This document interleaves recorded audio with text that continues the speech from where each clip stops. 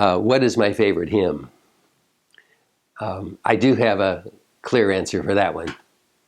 Jerusalem the Golden.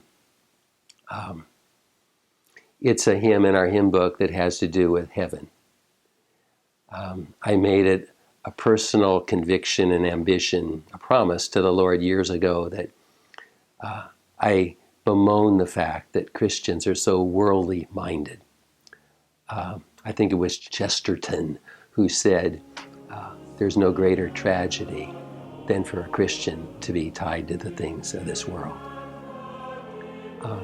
What helps us to lift our eyes to heaven and realize that this too will pass?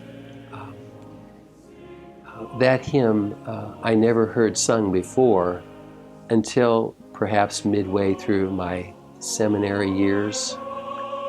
There was a man who I respected much, an Old Testament professor, Dr. Wilbur Wallace, who, when I and my wife and family of 3 kids at age 34 left the Marine Corps in order to attend seminary, while we were looking for a house to live, it was Wilbur and Marie who invited us to live in their basement for 6 weeks while we still searched for a house. I remember one day that my car failed and I needed to walk to seminary campus that day. Dr. Wallace walked to the class every day. It was about 1.5 miles, I think. And I remember walking behind him, maybe 2 blocks behind, thinking, well, it would be fine if all I do is ever follow in this man's steps. But one day in chapel, for some reason he was up front and leading, and the hymn was introduced I'd never sung before. Jerusalem the Golden, with milk and honey blessed, beneath thy contemplation, sink heart and voice oppressed.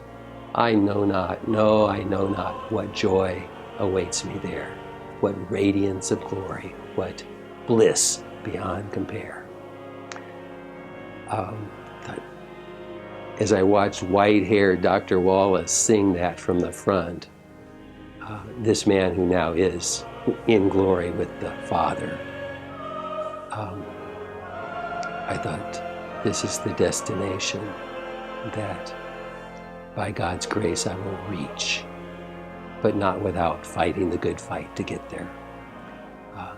Christians need to continue to be reminded of where they're going, and nothing can do that better after the Scriptures than that hymn.